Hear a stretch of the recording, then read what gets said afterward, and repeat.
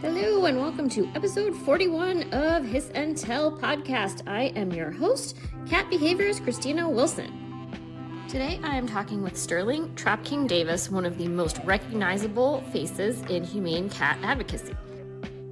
We had a really long, really great discussion, which I had to edit a lot, but in this episode you're going to listen to us talk about diversity in animal welfare, the truth about TNR, and how compassion might be one of the most radical and misunderstood forms of strength. Here we go. Welcome to another episode of Hiss and Tell. I am your host, Christina Wilson, and with me today is Sterling TrapKing Davis. Welcome, Sterling. Thanks for being on the show. Thank you for having me.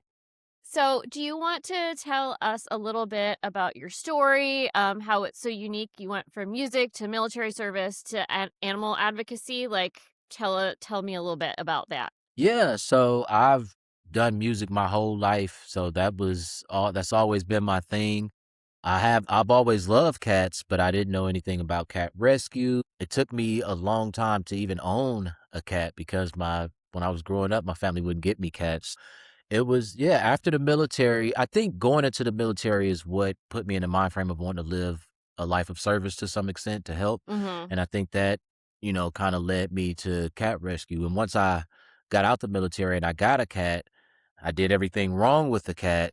That kind of made me want to educate and help people that didn't know. Because it was so many things I didn't know about cats. Like I didn't Sure. know that you should adopt and not shop, that you shouldn't declaw, different foods, everything. Like I went Mm-hmm. about it the whole wrong way, but I was thinking, hey, I'm a vegetarian and I love animals, so I'm doing this right. But I Yeah. absolutely wasn't doing it right. I mean, I think a lot of us kind of started that way. I also grew up in a no pet household, and then in early college, my roommate just came home with a cat, and I was like, what? And I also was a vegetarian since I was a little kid, but everything I did from jump was wrong, Yeah. And I look back on a lot of this stuff, just like, oh God, but like you have to start somewhere. And I think the important thing is that you learn and you improve and you keep moving and you keep it pushing and you continue doing continuing education. And that's the important thing. So Yeah. that all makes sense to me. How did your kind of early experiences with cats shape who you are today? I know we just touched on it a little bit, but. So it goes pretty deep Mm-hmm. early on with cats for me because growing up, I grew up in rough, underserved neighborhoods. I was abused as a child. So the man that my mother was with, my sister's dad, he probably beat me and my mom for some years, probably about 7, 8 years this went Ugh. on. So a lot of times, like, you don't want to go, kids back then, because I'm old. I don't want to tell my exact age, but I'm old. I think you and I are both old.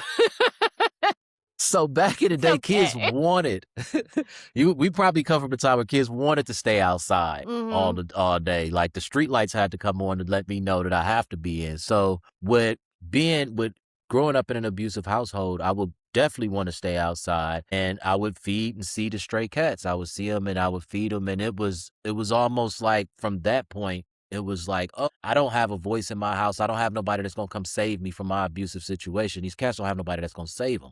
Like Mm-hmm. they don't have no voice, they don't have nothing. So we're 1-1. It's like it made me think back, even like Michael Jackson had a song called Ben, and the song is, it's his relationship with a pet rat that was in his house, and he took care of the rat, and like that whole song was about that rat. It's hard for people to understand that sometimes, but especially going through abusive situations, and you have somebody like that. Like for me, that was our connection. I felt like the cats was I could relate to them, they could relate to me. So it made sense. So that kind of started with the love of cats. But I still didn't know about rescue. I Yeah.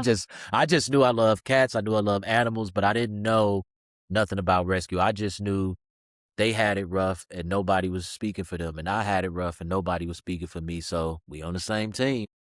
Man, I get that, and I think a lot of people, something that doesn't get discussed a lot, but I hope that it will get discussed more, and I think with younger generations it is getting discussed more, is that so many people who work in animal advocacy spaces come from that type of background.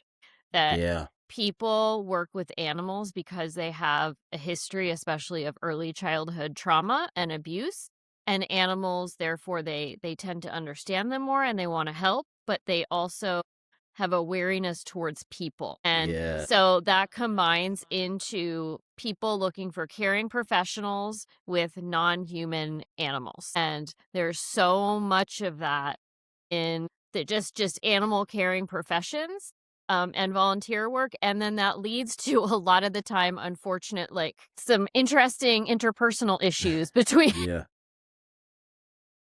a Yes. lot of people working in these spaces. Yes.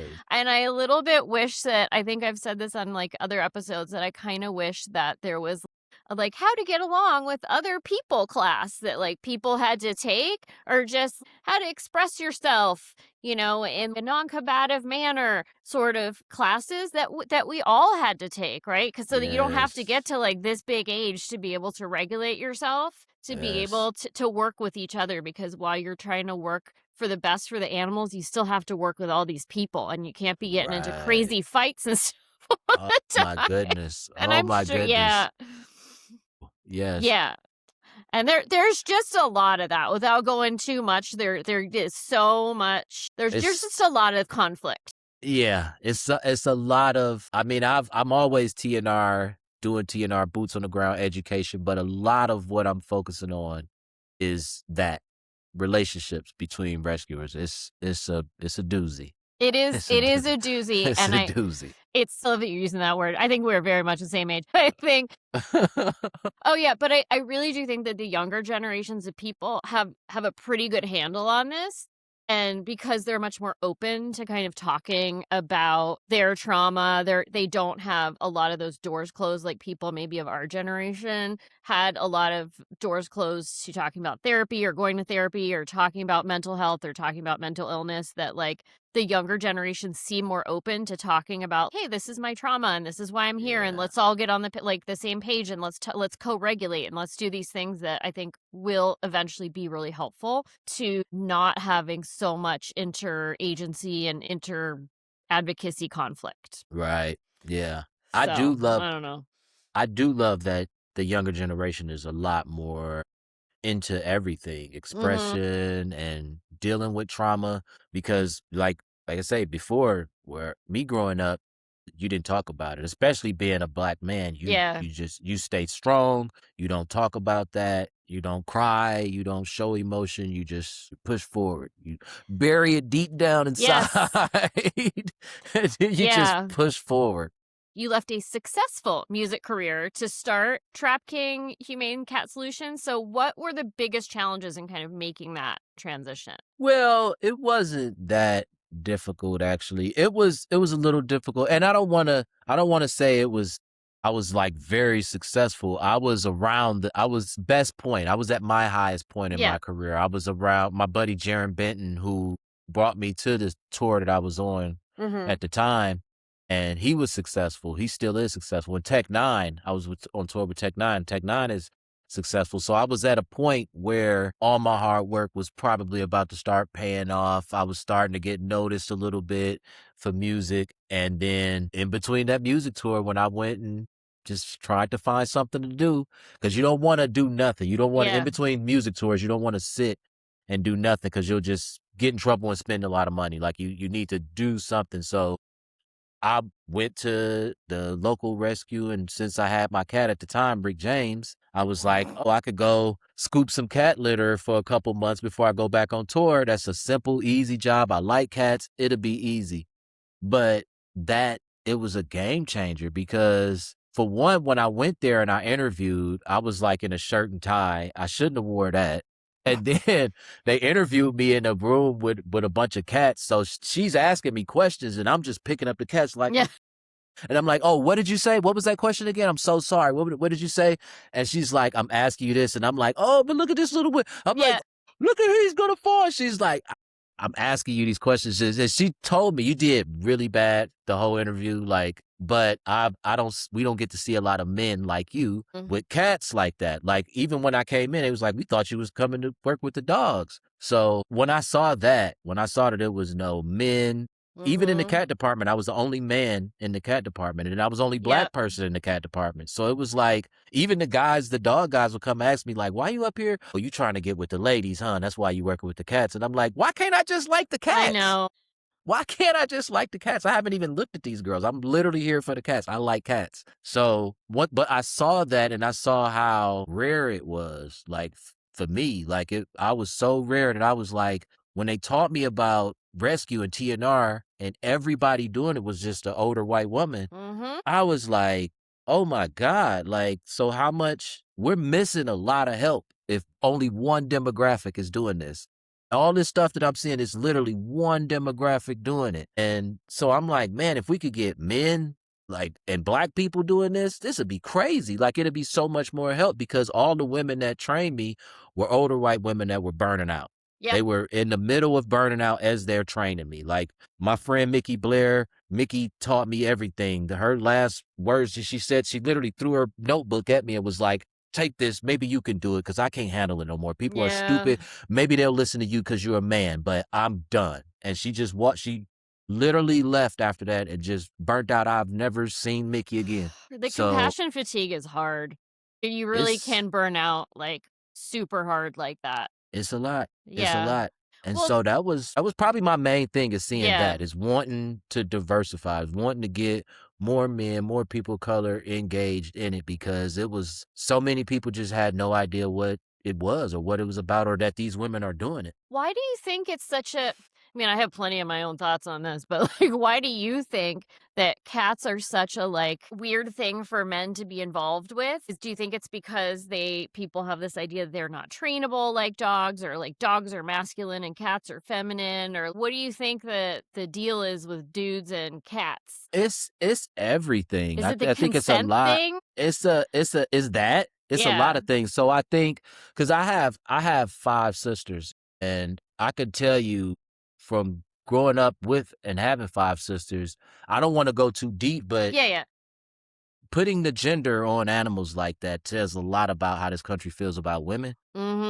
So I think it has a lot to do with that. It's hypermasculinity. It is the training thing. People think that you can't train a cat, and you probably, I mean, train maybe isn't the word. They're probably training you, but both.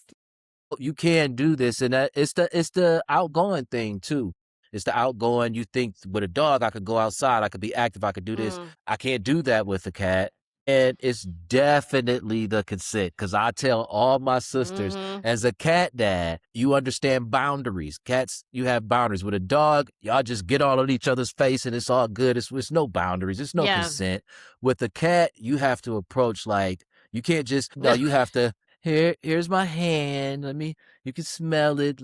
You know, it's consent. So I think it's a lot of stuff, but the hyper masculine part of it, the consent part, those are things. And I think it unfortunately it says a lot about what we feel about women in this country, because we put that gender on it and then we make it everything bad. It's kind of, it's a lot. It's weird. I had to tell some young guys the other day, like, because they were doing that. A boy told me that he thought all dogs were males, all cats were females. That's what he thought. Yeah. That's what he understood. And so for that, he thought that cats were weak and just wasn't as cool. And I broke down the Black Panther, like the movie. I was like, you like the Black Panther?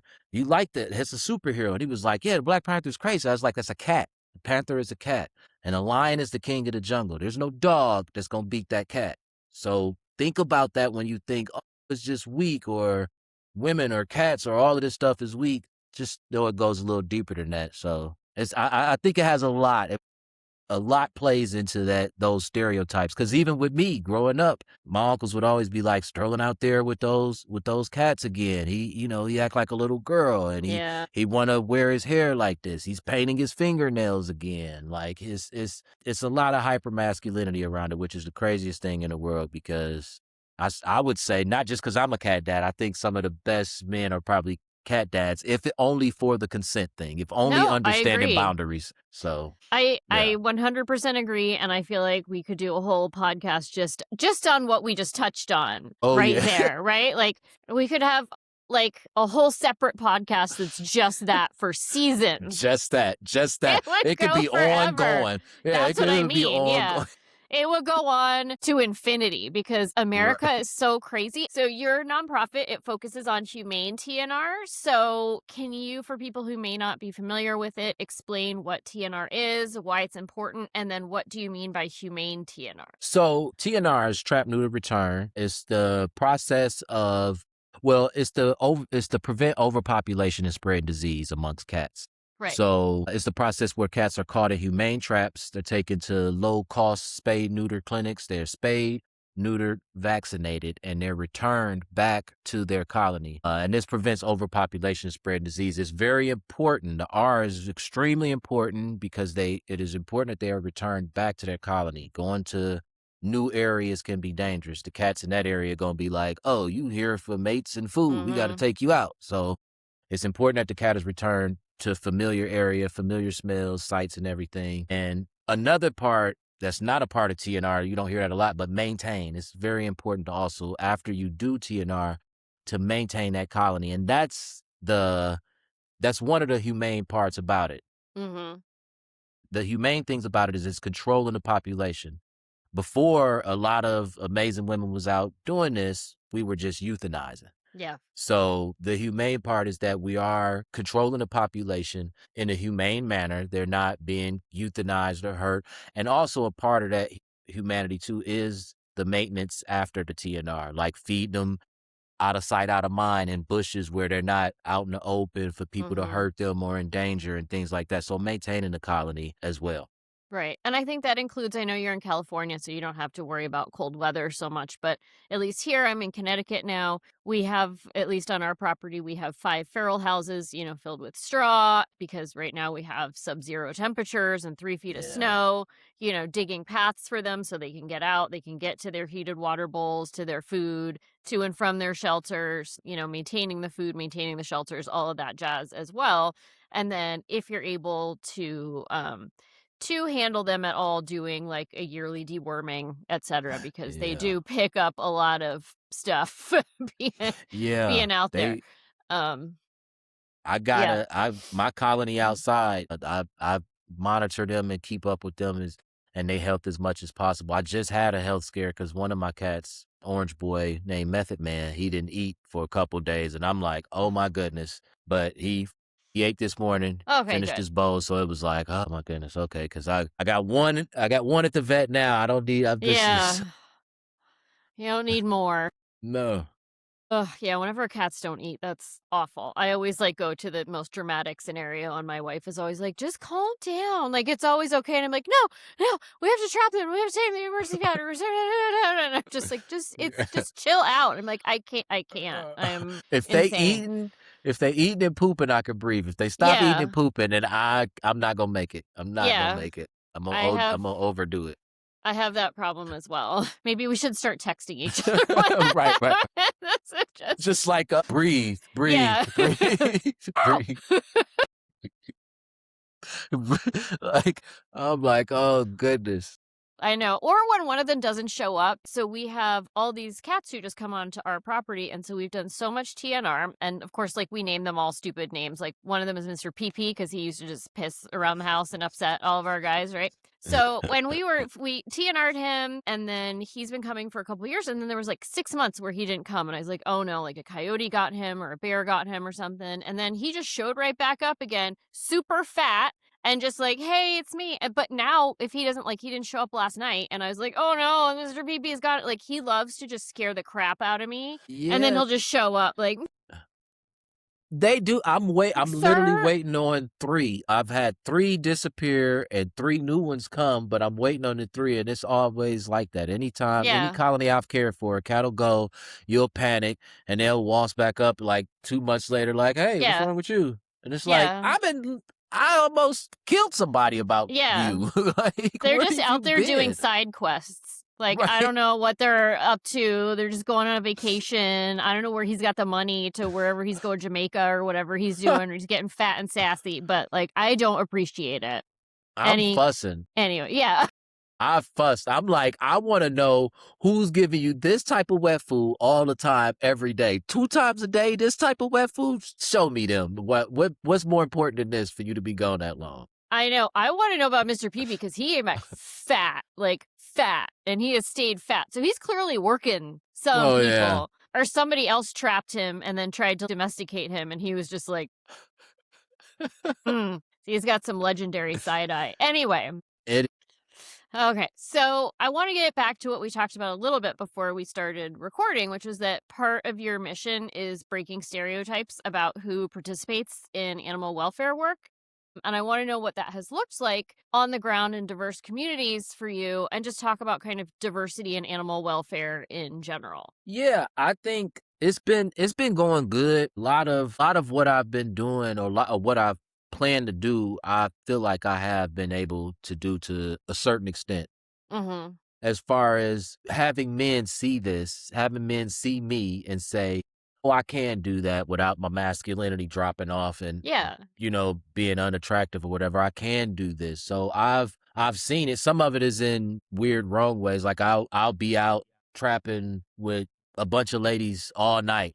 I even made a song about it called "Me and Your Mama Be Trapping," a rap song just to mess with men about it. Like, if you don't like me out with your mama all night, maybe you should come with us or come with her. So, but a lot of it, so many guys have reached out and like, "You was out with all those ladies all night? Like, just you?" And I'm thinking, yeah, and I'm like, you know what?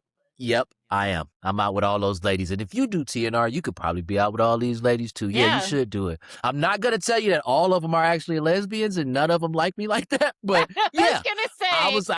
I was out all night with those women. Yep. If that's what you want to do, if that'll get you to do TNR, yeah, come on out. Yeah. I'm not even, I won't mention to you that every one of them with purple hair are lesbians and don't want me at all. But if that's what's going to get you to come out, listen, some of us are bisexual. You never know. Let's not have any bi erasure on the podcast. But yeah, it's just so funny because I've seen some of it, not always for the right reasons, but I've definitely seen a change, and I've seen a change as far as people understanding. Because a lot of times in underserved communities, you'll see a dead cat in the street or a possum or a raccoon, and growing up with that, and you see it there, they don't come clean it up, so it'll sit there until it's just smashed in a part of the street almost. So people grow up desensitized to it.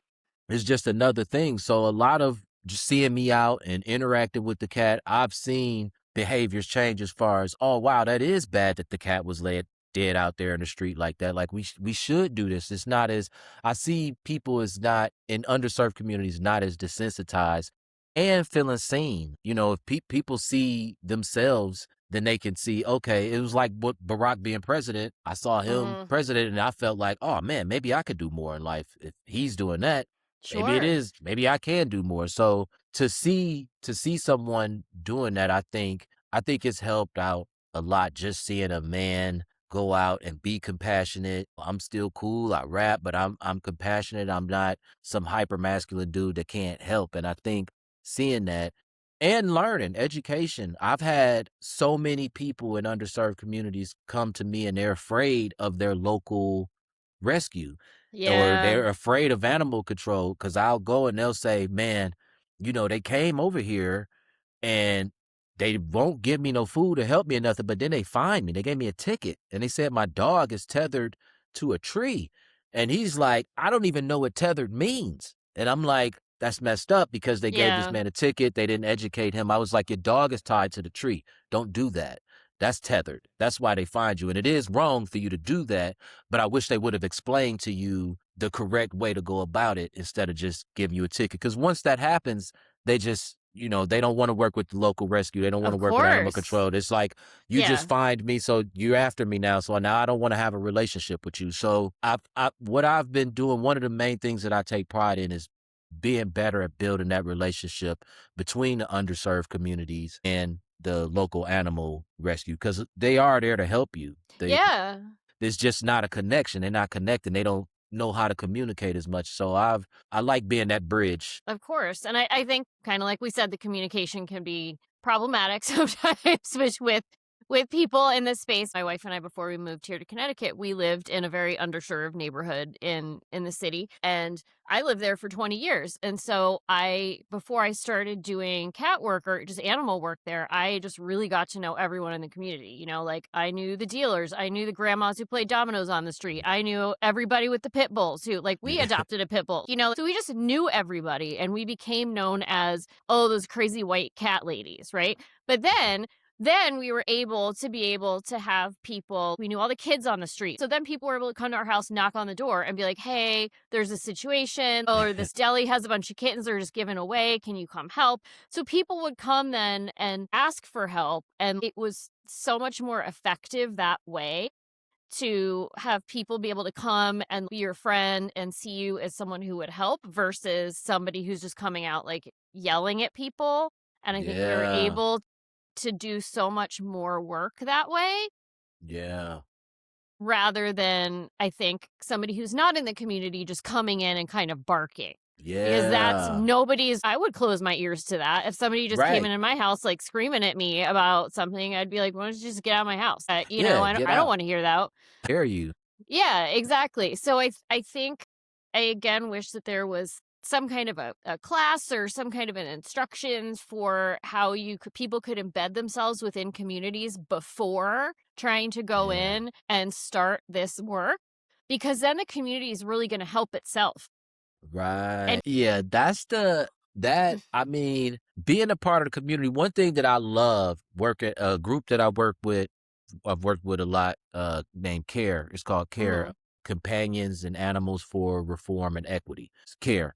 And one of the things that they would always preach about going into underserved communities as far as animals that I love is you have outreach, but this was in reach. They would do mhm, what they call was in reach. And basically what it was what you were saying is you reach in the community and find someone that your person. You get your mhm. person and you go through them versus coming in the community. You reach in the community, you get that person.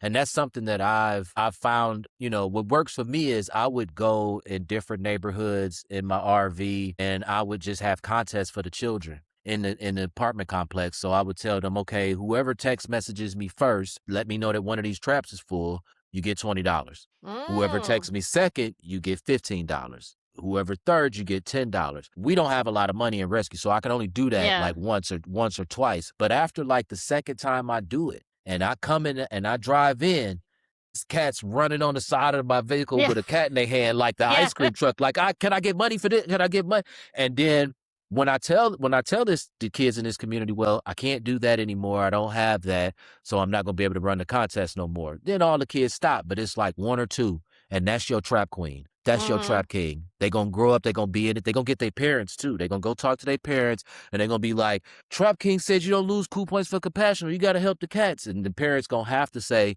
"Okay, I need to see about this bald tattoo dude out here talking to these kids. Like, what is Yeah. this? What's up with the cats?" And then the parents get into it, and it helps. It helps a lot. So I really like what you said. The being a part of the community or having someone that's a part of the community to help explain it. Because when we go in and we're in uniform and we jump out the van like the A-team and start doing Yeah. this, we're ending it. We're not going to be able to talk to them at all after that. Yeah. It's going to be hard. They'll never take you seriously after that. So that's definitely a big thing. I do think the in reach or having somebody in the community is a big deal. It's true. Okay, so what does a typical day look like for you? Are you trapping? Are you educating? What are you up to on a typical day? Typical day, well, every day is a new challenge or a new adventure. But usually for me, I'm getting up and like before I even get out the bed, I'm laying there going through emails. I get a lot of emails from different cities, from different states. People want me Mhm. to help them pay for TNRs, or they want me to come do TNRs, or it's an educational event, things like that. So I go through emails, get up. If I have some surgery spots, then I'm going out to trap. The surgery spots will usually be tomorrow, of course. So if I have surgery Mhm. spots for tomorrow, trapping the night, I usually trap pretty much all night if I'm trapping in the area. It's usually a colony. You want to focus on a colony at a time. Mhm. So I'm probably trapping, staying at that colony. Intake is usually between 7 and Some places maybe 9. 9 is late. Usually intake is a lot earlier. It's usually 7 Yeah. o'clock. So you up early, dropping the cats off, and just educating. I try to make time for social media. I'm not, like I said, I'm older, so I grew up. When I was growing up, there was no cell phones or internet when I was in high Mm-hmm. school. So I would never call myself internet savvy. Everybody like, you an influencer. And I'm like, I guess I don't really know what I'm doing that much. I think I just know famous people. But that's a typical day. That's me. I'll try to do some social media in between pickup. You're going to pick up the cats. With males, cats, they can heal 24 hours. The surgery isn't as extensive. Female cats, usually 48 hours. Let them heal, and then I'll be returning them. Try to make my videos. I like to have the cats run out, just like cool new music, like running out of the trap, like Yeah. with some new rap music or something playing. So that's a typical day. Answer emails, doing the rescue, and of course 2 times a day I still have my indoor cats, my babies, and my outdoor. The King's Cloud are outside, who I Mm-hmm. feed twice a day. So yeah, that's a typical day for me. So I wanted to, since we were kind of talking about behavior already, talk a little bit about behavior since this is the behavior podcast. Fair. So when you're trapping in the same colonies, do you notice individual behavior differences in the cats? Do you notice that there's especially bold cats or cats who are like more hidey or like different Oh group yeah. dynamics?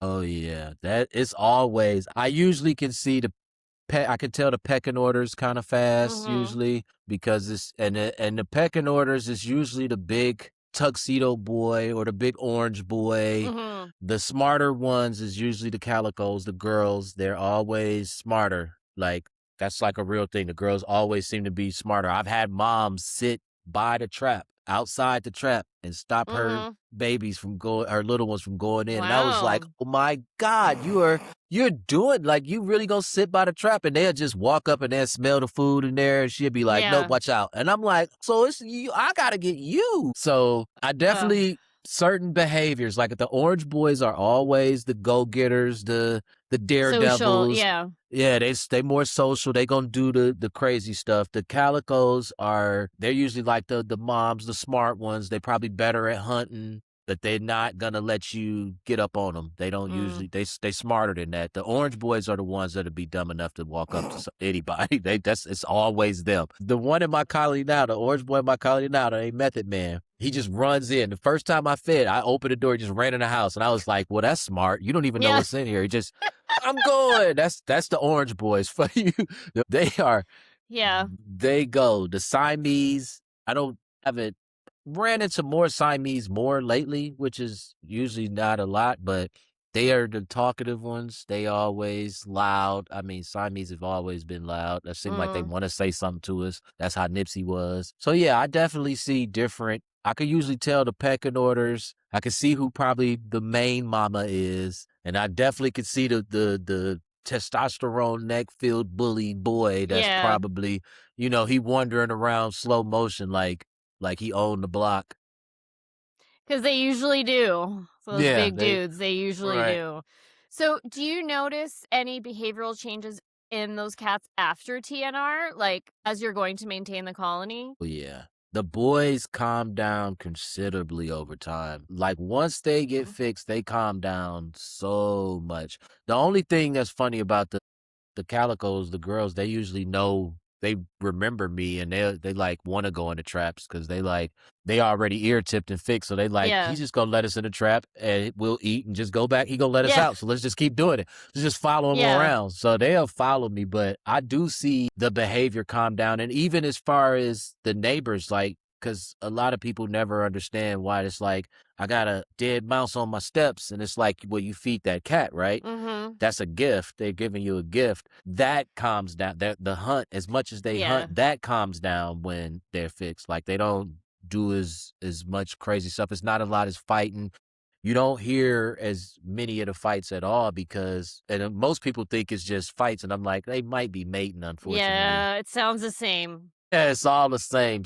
But but you hear so much less of that. You Yeah. hear less of that.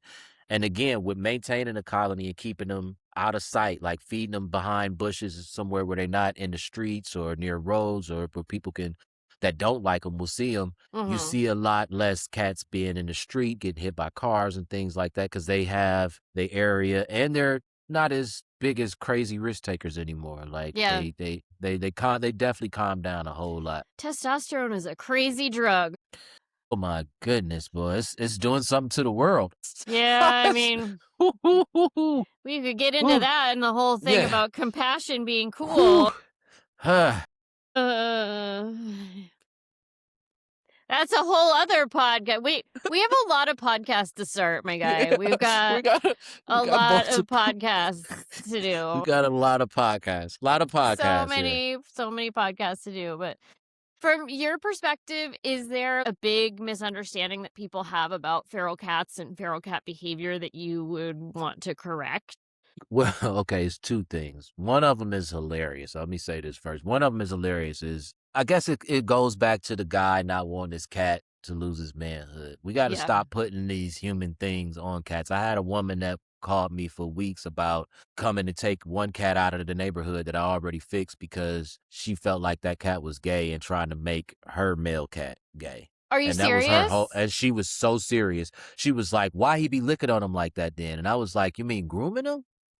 And I was like, man, I don't, I mean, it took a minute because I was like, I think you joking with me. I think you joking with me, but I don't want to be insensitive because maybe you don't know what you're saying, but groom it. I was like, first of all, the cat ain't gay. I don't like, and I'm not coming to remove a cat that I already fixed. It's fine. You could keep your cat in the house and stop letting it be indoor, outdoor if you're worried about that. But whatever you're worried about, it's not gay. So if I've heard that too many times. Grooming it could be a form of pecking orders behavior. And it's a bonding thing. It's a lot of things. It's not that. So that's it's not sexual.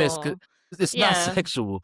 And it's not like us. Like that woman cat, I've had a woman tell me, hey, don't get her fixed. She has a right like a woman to have children too one day. And she do that. I'm like, it's not the same thing for that. She's getting raped in the streets. Yeah. It's a totally different thing. So those are some misconceptions about the gay thing and about the cat's rights to have babies. Those are two things that I hear a lot of. And it's like, that's not what this is. That's just not what it is. Yeah. And also of course, the bad luck thing with black cats. I heard that a lot in my old neighborhood. So much when I would trap black cats, and I had a lot of we have 3 black cats in our house now, but yeah, always the dudes that hung around the deli and stuff, they'd be like, no, you can't trap that cat. That's bad luck. Like, just leave it alone. And like, what are you talking about? Like, yeah, that's dumb. The bad luck. And then the cat is attacking me thing. I've heard that. Like, you're not going to walk past a bush and the cat just see you and randomly want to jump out at you.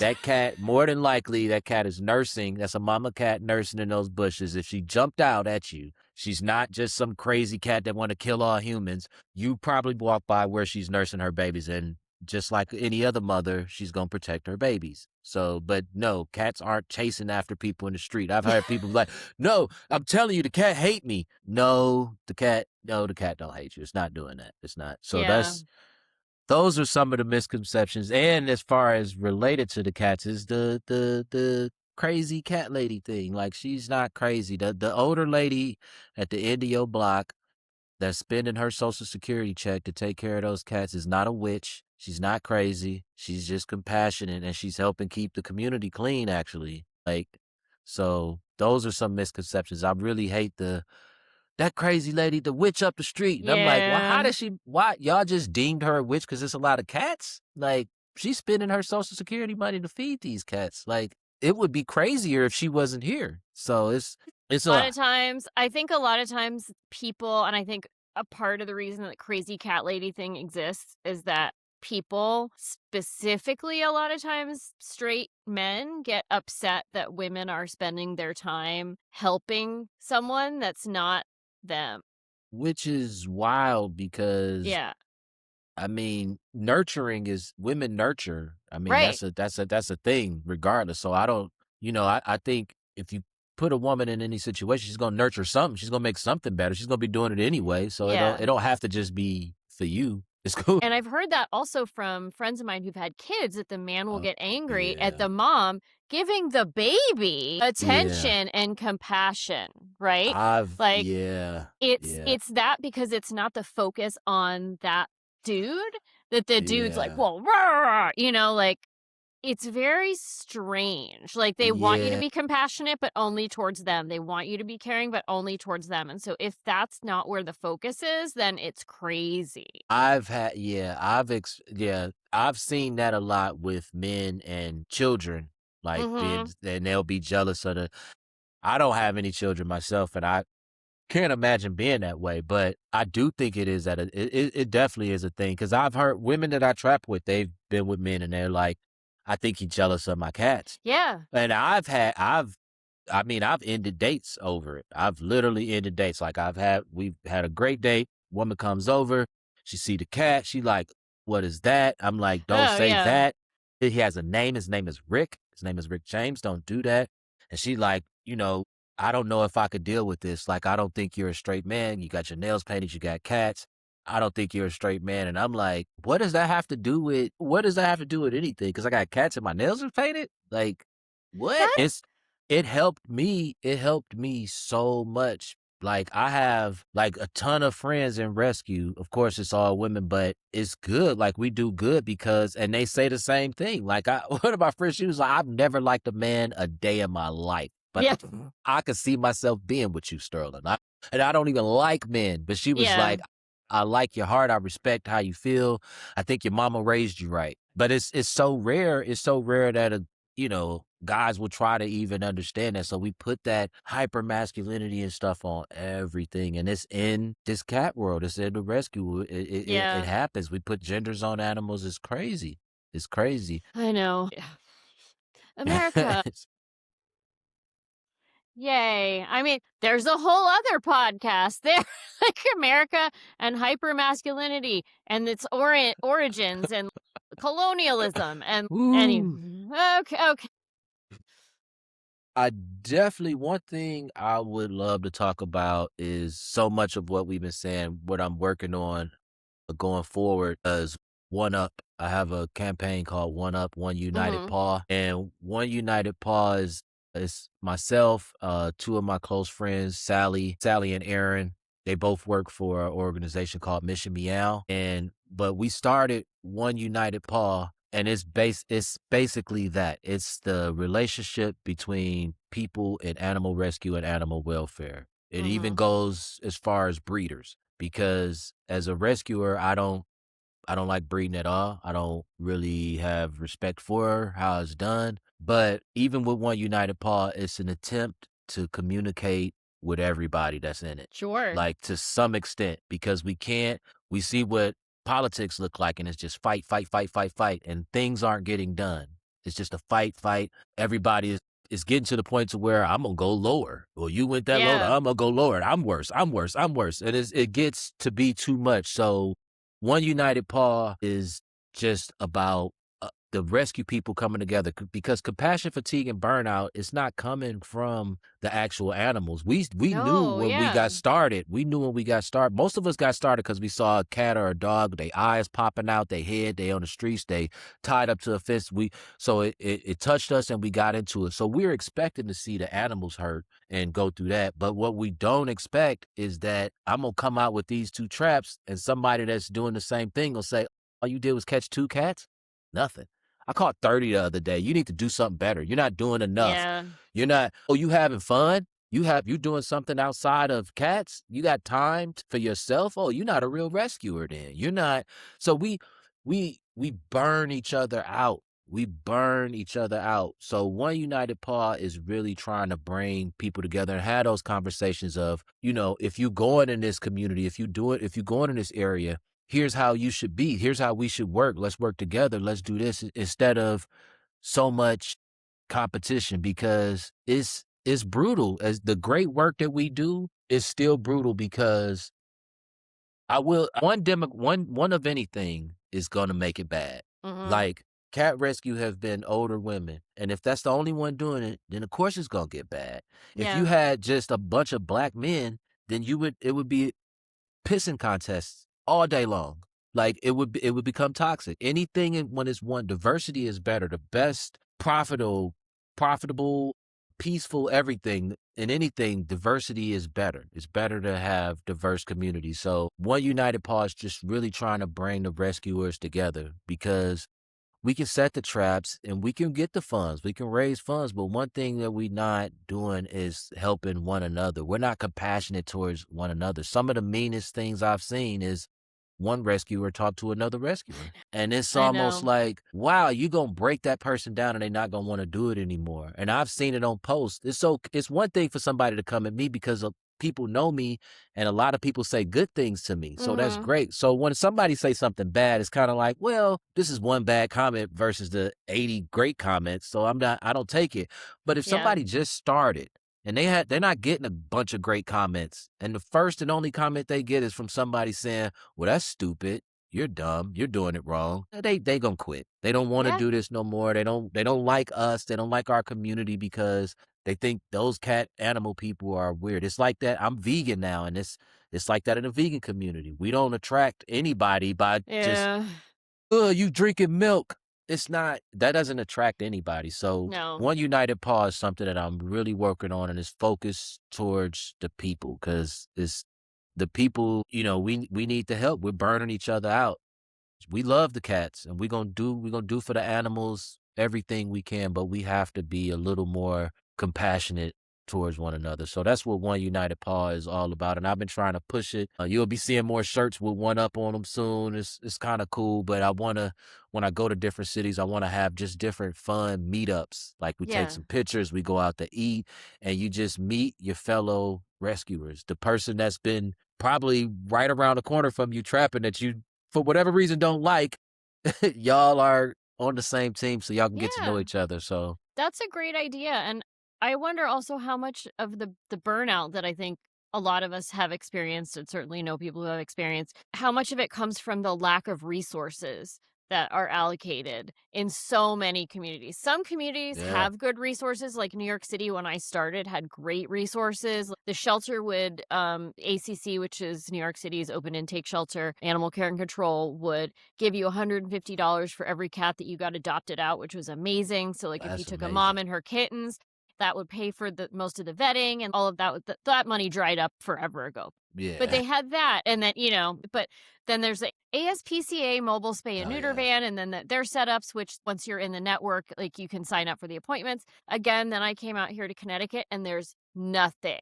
There's not one available resource from your town, your city, or your state. And so everything is you're paying yourself to go to a private vet. And so every TNR costs me $900, which is crazy, right? Like, Yeah. Yeah. so that's going to burn you That's out a lot faster. So, not to make this yeah. an example of me, but I think it burns out people really fast when there's no resources and there's no community help at all. Yeah, I mean, you like I said, you think there's no resources, a spay and neuter, like even here in California, low cost out here is probably like 200. That's what Yeah. but when I lived in Atlanta, there was a time, especially before the pandemic. I mean, that was like $25, $30 I was going to TNRs. say, I remember that. As long as they came inside traps and you Mm hmm. understood they would be ear tipped, Yep. you could get a spay and neuter for like $25. And now it's like, dude, it's nothing. You can't do anything for $25. We're not gonna do anything. We won't even look at them for $25. I So it's like know. that's definitely a lot of the burnout. That's why I say, like what we were saying before, talking about the older woman at the end of the block taking care of the cats, being mean to her or calling her a witch. You don't understand how much it's costing her to buy that food. It's nobody helping her. She probably lost family members. These are probably her family members now, and she's feeding and taking care of them. It's not cheap for her. Yeah. So yeah, that burnout and compassion fatigue, it definitely comes from other people, and I'm hoping One United Paw and things like that. I've started things like it before that I tried to get off the ground. I had a thing called it's a Facebook group called Rescuing the Rescuers now, Mm hmm. and I actually started that group and just couldn't maintain it. So I have friends that's running it now, but I've been trying to do that since I've seen people in our environment fight, in our world fight, since I've seen it, and I've seen that's usually where people give up at. I've never heard somebody really say, I just can't do it because of the cats or the animals no more. Yeah. It's usually like the cost. I can't do the prices. My health is bad, and these people are driving me crazy. You know, it's just like with me. I tripped over Nipsey and Nipsey hurt, and I got him at the vet. I don't know what my ankle was doing. We'll find out about that later. Oh, no.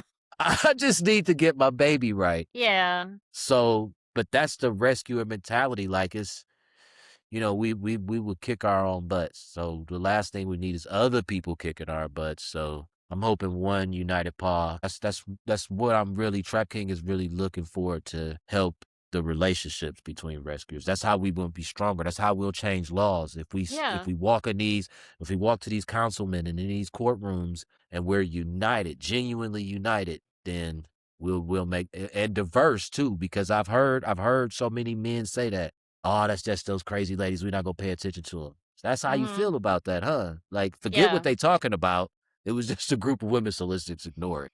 Yeah. I mean, you'd be surprised. Yeah. One united paw. That's what I want us. I want us united and stronger together. So. Well, how can people find out more information? Where should people go on the internet to find you or to find more information about One United Paw? Like, so what do people do? Right now, there is an Instagram page for One United Paw, or you could probably find it if you come to my page on Instagram, the original TrapKing on Instagram, TrapKing and Sterling Davis on Facebook, and also the website www.trapkinghumane.com. Okay. You can find all of the stuff that's going on. And I'm usually, like I say, on my Instagram and Facebook stuff, you'll see the bald guy with a ton of cats in every post. So it's hard. How many cats do you have personally?